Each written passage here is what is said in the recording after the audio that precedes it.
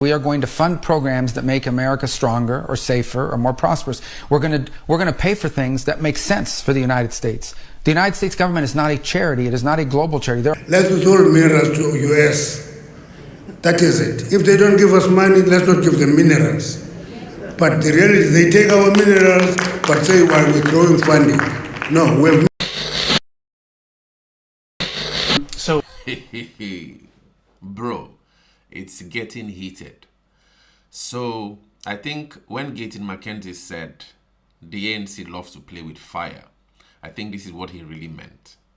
So I came across an article. There was what is called a mining in Daba that took place in Cape Town on Monday, where Gwedemantashe, Minister of Mineral Resources, Minister Gwedemantashe, actually said no more. The title of this report says no more minerals for the US if aid is cut. Gwedemantashe threatens. All right. And remember yesterday I told you guys that on this channel we might really need to start slowly understanding US policy so that we understand the reasons why they take some of the actions they take and how they will be really, the impact they'll be having in South Africa. Now, they are deciding to really try to take a step back on their US payer money. Remember that USAID actually went on a pause for 90 days, all right? There was a 90-day pause on that aid. And to really take a step back to really understand where taxpayer money is going. This is not money that is printed out of nowhere. This is taxpayer money. And you'll be hearing that from Marco Rubio, who is the Secretary of State in the US in this video. He actually argues that this is US taxpayer money. And he's actually explaining why the US is actually trying to take the action it's taking, as regards USAID that is being done now, where Elon Musk calls it a criminal organization because they sort of like almost wanted to start acting like an independent organization that was not connected to the US and with taxpayer money really, funding most of these programs it funds in the world. Now, one video I watched this morning on Sky News actually argued that South Africa seems to be the largest recipient of USAID because as much as 8.5 thereabout million people in South Africa are living with HIV and AIDS. All right, we know that South Africa is a nation of about roughly 60 million thereabout and 8.5 million thereabouts walking in the streets, living in South Africa are kind of like argued to be positive with HIV, all right, and AIDS. And so US taxpayer money has been providing salaries for nurses and doctors and funding for the antiretroviral drugs which these patients need to continue to survive, all right? That's why this USAID cut is really, really, really something to really be careful with. I think it's a really sensitive one. Now, Marco Rubio here is actually arguing that the US is not a charity organization. They really have not understood USAID and all that, and they want to take back, possibly. I'm really worried that after this 90-day pause, the aid to South Africa, especially in terms of PEPFAR, I explained yesterday that PEPFAR stands for the President's Emergency Program for AIDS Relief, all right? In 2003, I think this was under George Bush, or later it was said that Ronald Reagan actually put this down. So we are seeing that if the USAID cut is permanently taken, that would be a hole. It might end up being something like what might need to be forgone. In terms of the people, the 8 million people who actually live, with HIV and AIDS, if that's gone, and then Gwedemantashe arguing that, South Africa would have to hold its minerals because the US has a lot of minerals which it gains from South Africa, and to hold its minerals if the US doesn't give South Africa money for this. Let's just quickly listen and understand the US position regarding this. Why the, US actually thinks that it wants to really stop this funding and all that. And I'll be back for a really interesting analysis on Gwedemantashe and the possibility of China really filling in this hole that the US actually has been filling in terms of PEPFAR and USAID. Quickly listen to Marco Rubio and I'll be back. So you're now the head of USAID. The head of Doge, Elon Musk, called USAID a criminal organization and added that it is time for it to die. Do you agree with that? Let me walk you through the history of this agency because I've dealt with it for 14 years in the United States Senate. It was created as a way of doing humanitarian assistance in the world, separate from the State Department at the time. But it said you have to take policy direction from the Secretary of State, the National Security Council, the White House, and all elements of government.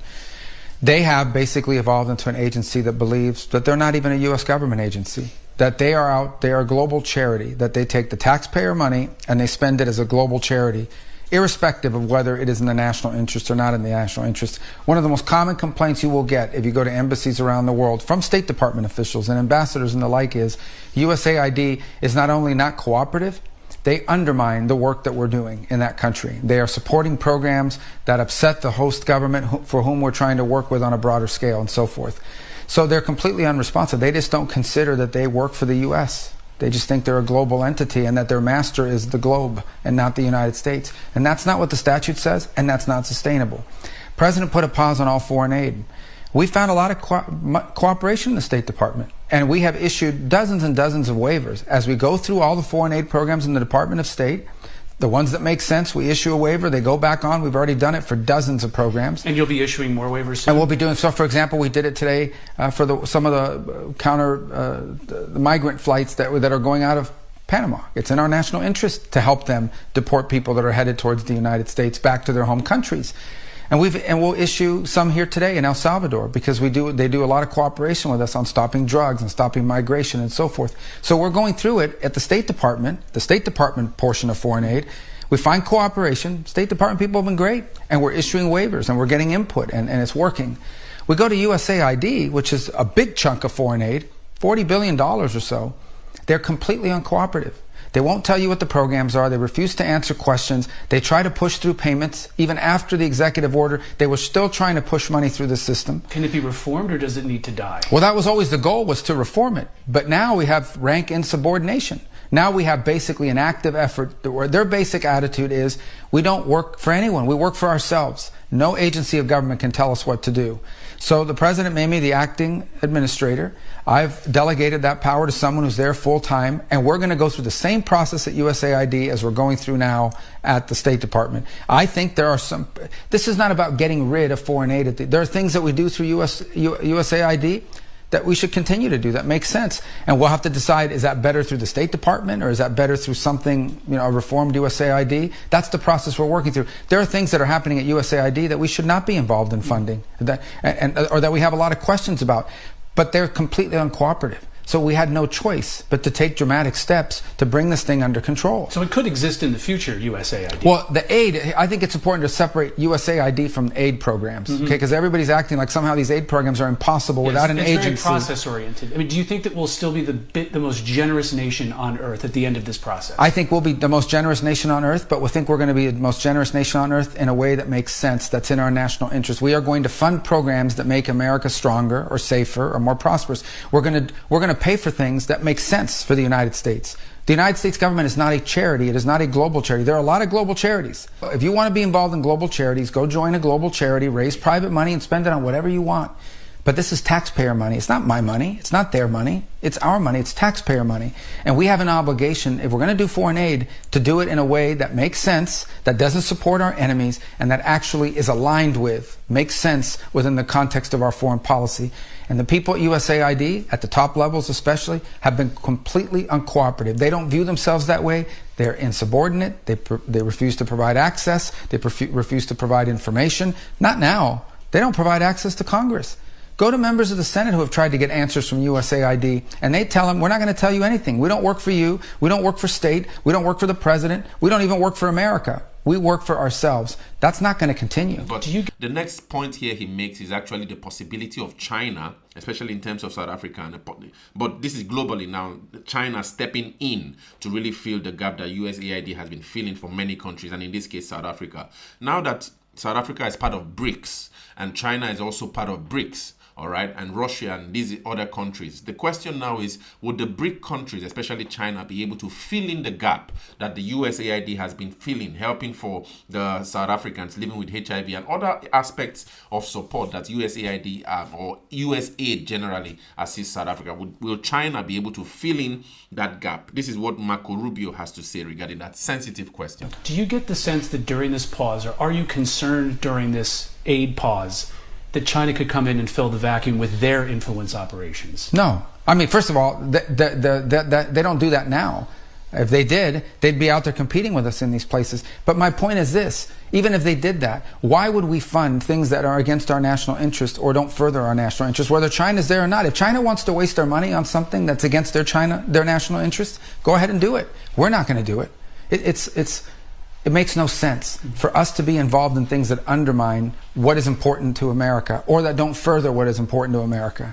And irrespective of what China decides to do, this is taxpayer money. We shouldn't be spending it on programs that have nothing to do with the United States and nothing to do with making America stronger, safer, and more prosperous. We have a foreign policy, and everything we do, including spending money, has to be aligned with that, has to further our national interests. And then finally, guys, I just wanted us to really go through Gwede Mantashe's speech in terms of holding minerals to the US, because he argues that if the US doesn't give us money, we're holding our minerals. And who really would be the one to lose or gain the most, you see? I know that Elon Musk is a billionaire entrepreneur who really needs minerals, to really push on the Teslas, the, all of these gadgets, the robots, artificial intelligence. Most of all, that technology of the future actually depend on the minerals that are in Africa. But now, in terms of holding back minerals, like Gwede Mantashe argues, at this really critical point, I don't know, probably this could be the great awakening for Africa. But at the same time, who knows, it might depend or demand a certain sacrifice. I don't know if probably that's the right word to use, but some things would have to be sacrificed for that emergence of that great awakening to happen. But is there a political will? I see that President Ramaphosa yesterday, I watched his whole speech at SONA State of the Nation address yesterday, and where he actually argued that South Africa would not be bullied, all right? And so my question now is the question of the political will. Is there really essential positive political will for South Africa or African countries generally to take their minerals and really not depend on outsiders to help them mine and all that? Do we have that skills training? Do we have that capacity to leverage? Are we ready for that? That's the question these kinds of things bring to my mind. But quickly listen to Gwede Mantashe argue for Africa in terms of Africa's ownership of minerals and what they have to lose or gain if the US ends funding to South Africa. And share your thoughts in the comments. Furthermore, there is evidence that the African continent has significant reserves of industrial important minerals, such as manganese. We are a great manganese producer. You can talk to us. Copper. If you talk to us, you want too much copper, will lead you to DRC and Zambia. They will give you, that is where the concentration of copper is. If you want coal, we'll give you coal. And kiln coal is back. There are many who wrote an obituary of coal prematurely. Kiln coal is back. I can tell you. It's nickel, cobalt, titanium, vanadium, lithium, rare earth elements. All those minerals are found in this continent. Please, investors, pursue them. Those are the minerals of the future. Those are the minerals of the future. Notwithstanding, with the growing demand of these minerals, Africa needs to assert its advantage and take charge of the growing demand. I was listening to, I have ministers in my cabinet who always worry about geopolitics. With this standing threat that, because you passed an exploration act, therefore Trump will withhold funding to South Africa. And I said, let's not immobilize Africa. Let's withhold minerals to US. That is it. If they don't give us money, let's not give them minerals. But the reality is they take our minerals, but say, we're withdrawing funding. No, we have minerals in the continent. And therefore, we have something that we have. We're not just beggars, but we must just use that endowment for our benefit as a continent. But if, as a continent, we are frightened, we fear everything, we are going to collapse, and will collapse with minerals at our doorstep.